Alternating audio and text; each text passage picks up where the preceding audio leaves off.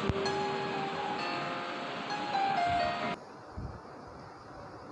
Students, आज हम class 4th EVS का जो चैप्टर फर्स्ट है उसका सेकंड वीडियो या दूसरा वीडियो लेके आए हैं।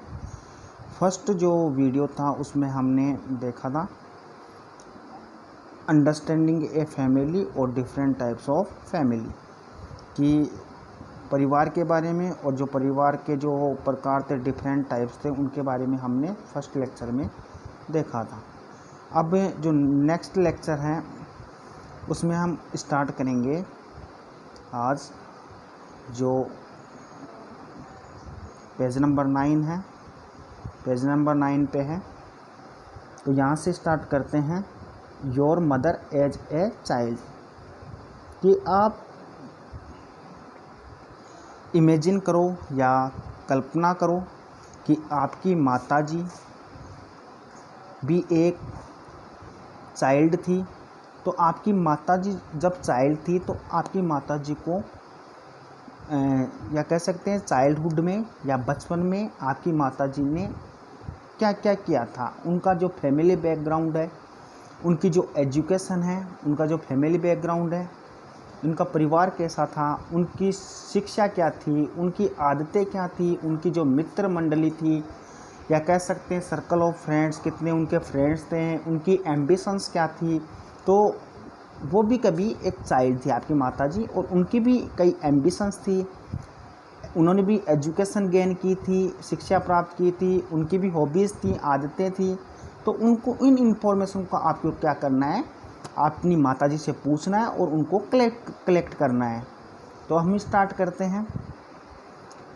हैव यू एवर वंडर्ड, क्या आपने कभी सोचा है दैट कि all people in the world, कि जो हमारा वर्ल्ड है, जो विश्व है, संसार है, उसमें सभी लोग शेयर बांटते हैं वन पर्टिकुलर फीचर्स, एक विशेष जो फीचर्स लक्षण होते हैं उनको शेयर करते हैं, बांटते हैं। All the people in the world, विश्व में सभी लोग। तो हम कह सकते हैं कि क्या आपने कभी सोचा है कि जो विश्व के या संसार के सभी लोग हैं वो एक विशेष लक्षण को क्या करते हैं, शेयर करते हैं। It is the presence of a person, तो इट यानी यह इज है the presence of a person, एक व्यक्ति की उपस्थिति के कारण है, इन आवर लाइफ, हमारे जीवन में, हुम, जिसको वी, हम काल, पुकारते हैं, मदर, माताजी। तो ये जो हम एक पर्टिकुलर फीचर शेयर करते हैं उसका रीज़न क्या है, उसका रीज़न है कि ये हमारे जीवन में एक व्यक्ति के कारण होता है, यह व्यक्ति की उपस्थिति के कारण होता है, और उस व्यक्ति को हम क्या कहते हैं, हमारी माताजी कहते हैं। ईच ऑफ अस, हम में से प्रत्येक, हैज ए मदर, एक माताजी रखते हैं, या हम कह सकते हैं कि हम में से प्रत्येक जो व्यक्ति है उन सब की एक माता होती है, हु, जो has given birth to us, जो हमें जन्म देती है, या हम कह सकते हैं जिसने हमें जन्म दिया है। तो हम सब एक माताजी रहते हैं क्योंकि हमारा जो जन्म है वो हमारी माता से हमें मिला है। शी वॉज वंस यंग, तो आपकी जो माताजी हैं वह भी एक बार क्या थी, यंग थी। यंग मीन्स युवा थी, जवान थी, लाइक यू, आपकी तरह।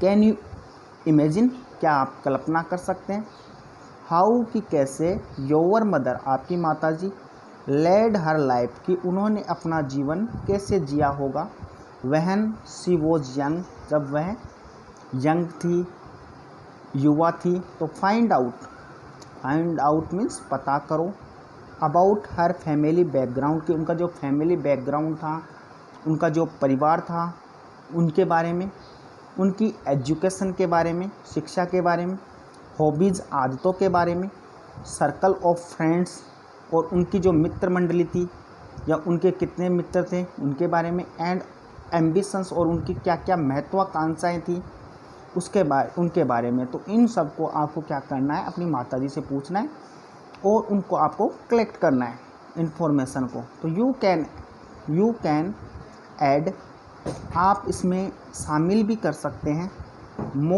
और भी अधिक सूचनाओं को शामिल कर सकते हैं। To this treasure of information, सूचनाओं के इस खजाने में आप और भी चीज़ों को शामिल कर सकते हैं।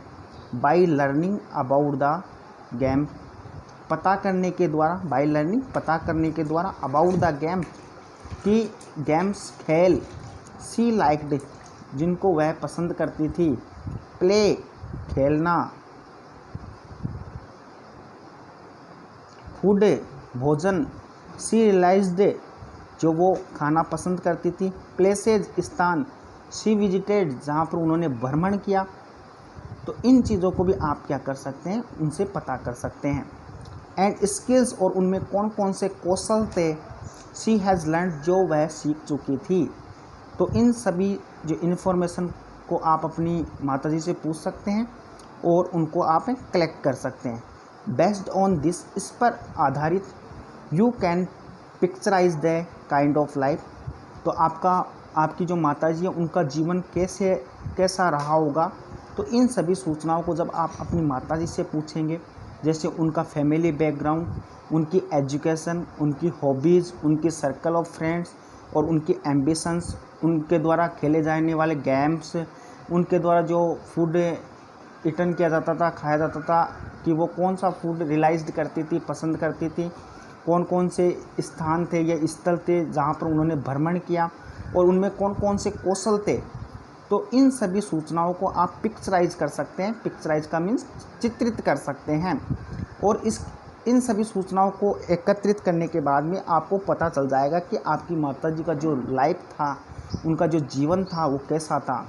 She might have laid before marriage, कि उनका जो जीवन था उन्होंने किस तरीके से जिया होगा बिफोर मैरिज, शादी से पहले। तो उनका जो she might have laid before marriage, कि उन्होंने अपना जीवन शादी से पहले कैसे जिया होगा। एंड और how it changed after marriage, और आपको ये भी पता चल जाएगा कि हाउ कैसे इट यह चेंज्ड बदल गया आफ्टर मैरिज, शादी के बाद में। अब हम नेक्स्ट चलते हैं।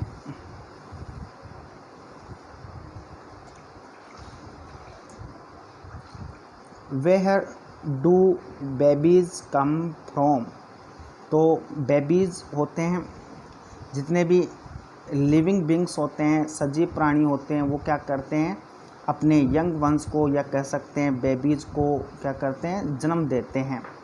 तो वेयर यानी कहाँ से, डू बेबीज़ कम्स फ्रॉम आते हैं।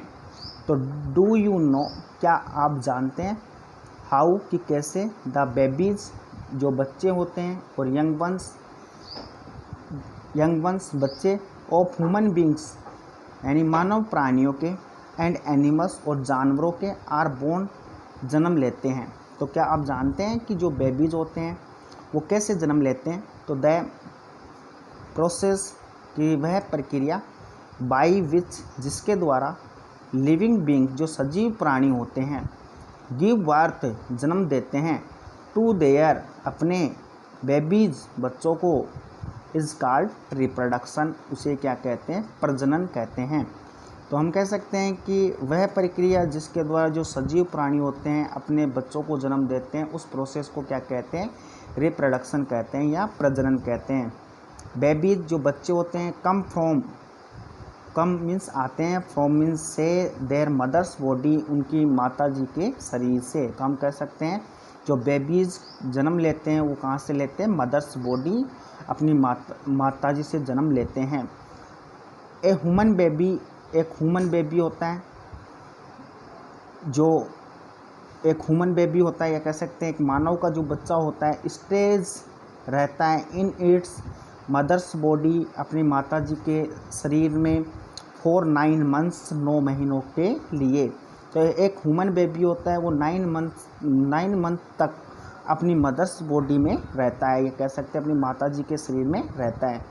ड्यूरिंग दिस, इसके दौरान, या कह सकते हैं ड्यूरिंग दिस टाइम, इस समय के दौरान, यानी 9th मंथ में, जो 9 मंथ से 9 महीनों में, द बेबी जो बच्चा होता है, गेट्स प्राप्त करता है, एट्स फूड अपना भोजन, थ्रो के द्वारा, ए ट्यूब एक नली के द्वारा इनसाइड, जो इनसाइड होती है अंदर होती है द मदर्स बॉडी माता जी के शरीर में। तो इस समय के दौरान हम कह सकते हैं कि जो 9 मंथ के दौरान जो बेबी होता है वो अपना फूड गेट करता है, प्राप्त करता है एक ट्यूब के द्वारा जो कि मदर्स बॉडी में होती है। दिस ट्यूब, यह जो ट्यूब है या नली है, इज कॉल्ड, उसको पुकारा जाता है अम्बिलिकल कॉर्ड, यानी गर्भनाल पुकारा जाता है।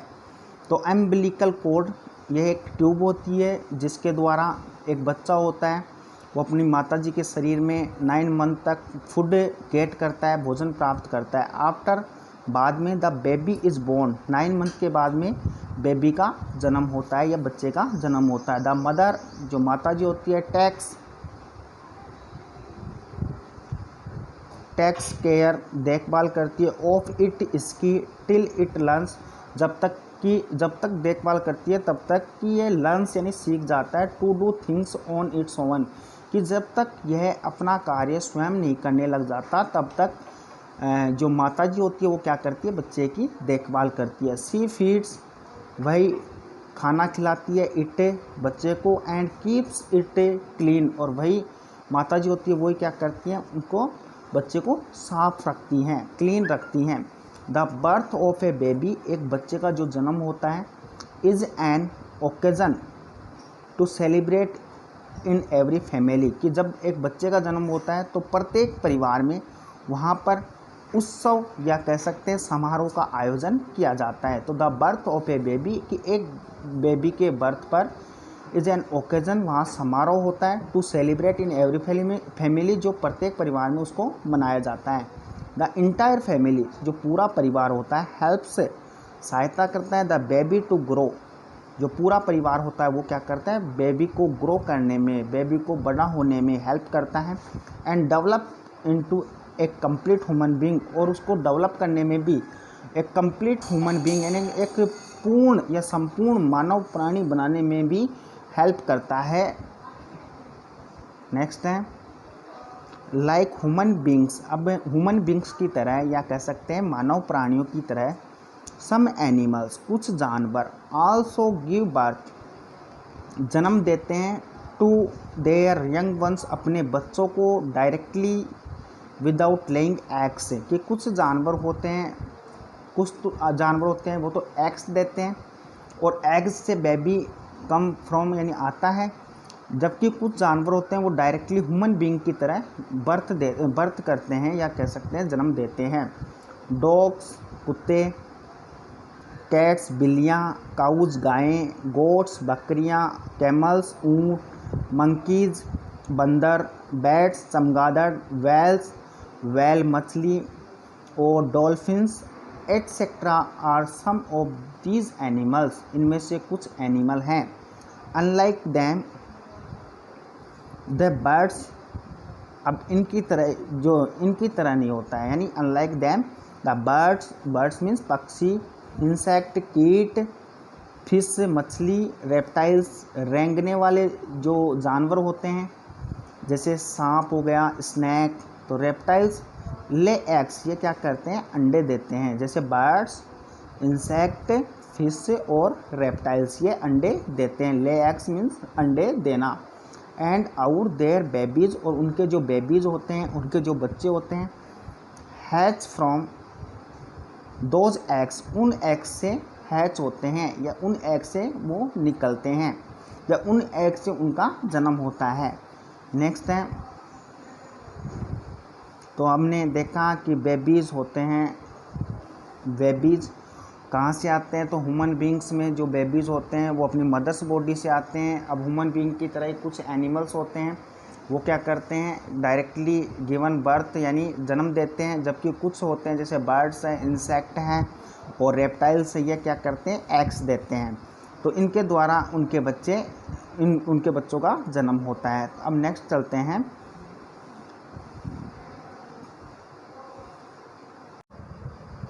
चलते हैं, adoption and foster parents. Adoption means होता है गोद लेना, एंड फोस्टर पेरेंट्स मीन्स होता है कि वे माता पिता जिन्होंने बच्चे को गोद लिया है और वो उनका क्या करेंगे, अब पालन पोषण करेंगे उस बच्चे का, उन पेरेंट्स को कहते हैं फोस्टर पेरेंट्स या पालक के माता पिता।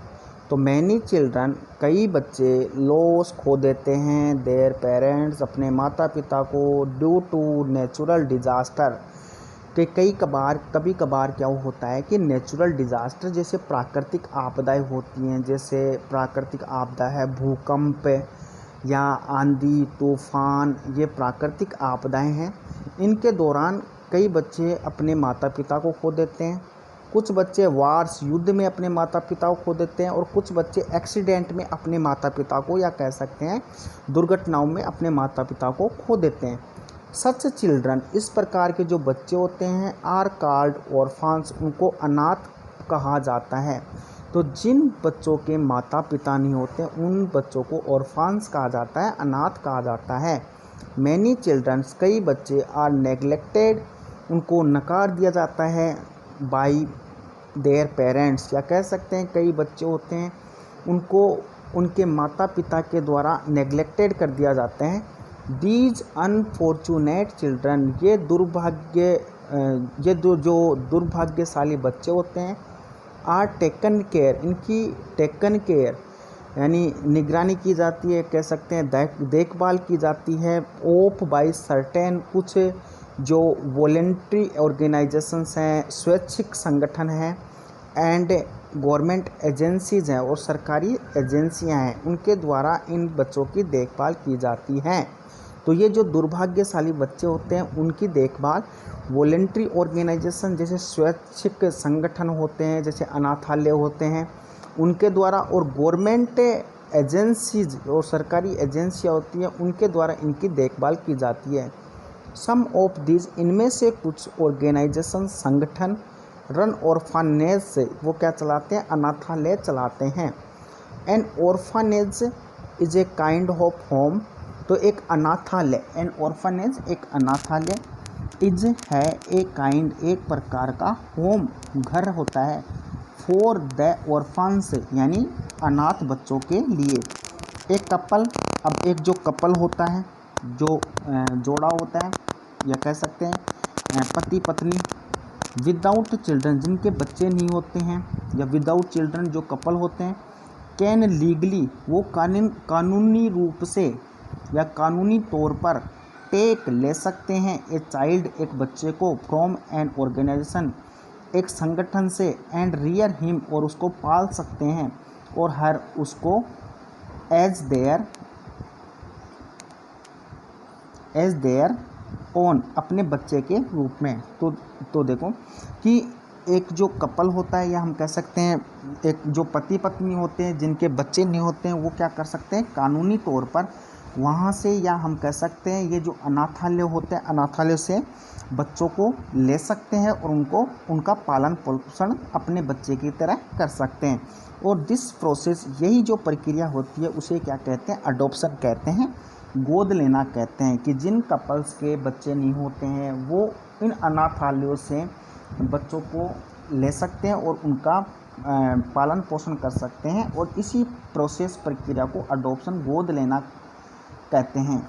The child taken for adoption, कि बच्चा जो गोद लेने के लिए लिया गया है, is called an adopted child, उसको अडॉप्टेड चाइल्ड यानी दत्तक पुत्र कहते हैं, या गोद लिया हुआ पुत्र कहते हैं। वहन, जब एक कपल होता है, युगल होता है या जोड़ा होता है पति पत्नी का, टेक केयर, देखभाल करते हैं, ऑफ ए चाइल्ड, एक बच्चे की, without becoming his her legal parents, they are called foster parents. तो जब एक कपल क्या करता है, एक बच्चे की बिना लीगल पेरेंट्स बने हुए, लीगल मीन्स कानूनी पेरेंट्स, यानी कानूनी तौर पर पेरेंट्स बने बिना जब वो बच्चे की देखभाल करते हैं तो उन्हें क्या कहते हैं, फोस्टर पेरेंट्स कहते हैं, पालक माता पिता कहते हैं। नेक्स्ट चलते हैं, पीपल अडोप्ट, लोग क्या करते हैं, गोद लेते हैं ऑर्फन्स, अनाथ बच्चों को, फॉर मैनी रीजन्स, कई कारण होते हैं। हम कह सकते हैं कि लोगों के पास गोद लेने के कई कारण हो सकते हैं। अनाथ बच्चों को गोद लेने के कई कारण हो सकते हैं। सम पीपल, कुछ लोग, अडोप्ट ऑर्फन्स, अनाथ बच्चों को गोद लेते हैं बिकॉज, क्योंकि, दे हैव नो चिल्ड्रन, क्योंकि उनके कोई बच्चा नहीं होता है, ऑफ देयर ओन, अपना स्वयं का। तो कई लोग बच्चों को गोद क्यों लेते हैं, क्योंकि उनके अपना कोई बच्चा नहीं होता है। सम अदर्स, कुछ अन्य लोग, अडोप्ट देम, बच्चों को अडोप्ट करते हैं, गोद लेते हैं बिकॉज, क्योंकि देयर ओन चिल्ड्रन, कि उनके जो ओन चिल्ड्रन खुद के बच्चे होते हैं आर डेड, या तो वो मर चुके होते हैं। ए फ्यू अदर्स, और कुछ अन्य लोग अडोप्ट यानी गोद लेते हैं बिकॉज, क्योंकि दे वांट टू गिव, कि वो उन्हें देना चाहते हैं, ए होम, एक घर, टू ए होमलेस चाइल्ड, एक जो जिस बच्चे के पास घर नहीं है, या हम कह सकते हैं होमलेस है, तो उस बच्चे को घर देने के लिए वह उन्हें गोद लेना चाहते हैं। तो लोगों के पास बच्चों को गोद लेने के कई कारण होते हैं। कई लोग गोद क्यों लेते हैं, तो इसका रीज़न्स है कि उनके स्वयं का कोई बच्चा नहीं होता है। कुछ व्यक्ति गोद लेते हैं क्योंकि उनके जो स्वयं के बच्चे होते हैं या तो वो डेड हो जाते हैं या मर गए होते हैं। या कुछ लोग बच्चों को इसलिए गोद लेते हैं कि क्योंकि वो उन्हें घर देना चाहते हैं, जिनके पास घर नहीं है या होमलेस हैं।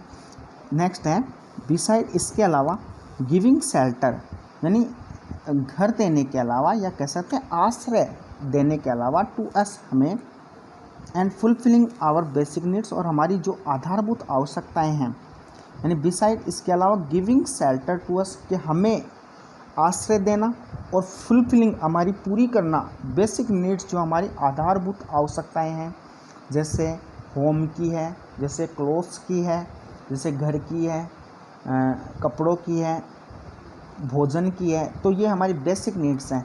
आवर फैमिली, हमारा जो परिवार है, आल्सो गिव्स अस, हमें देता है एन आइडेंटिटी, कि हमारा जो परिवार है वो हमें आश्रय देता है रहने के लिए, या कह सकते हैं रहने के लिए घर देता है, हमारी आवश्यकताओं को पूरी करता है, लेकिन इसी के साथ साथ हमें एक आइडेंटिटी भी देता है, पहचान भी देता है। सो इसलिए यू शुड, आपको चाहिए, take care of your family, आपके परिवार की देखभाल करना।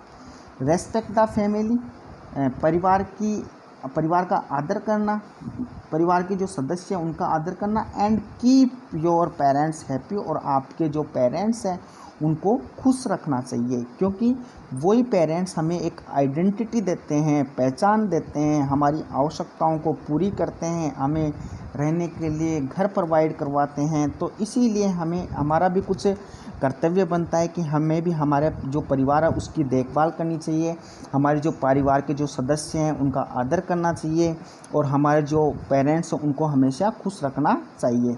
तो बच्चों, आज हमने क्लास 4th EVS का चैप्टर 1 कंप्लीट कर लिया है, और नेक्स्ट वीडियो में हम इस चैप्टर के जो क्वेश्चन आंसर हैं वो कंप्लीट करेंगे।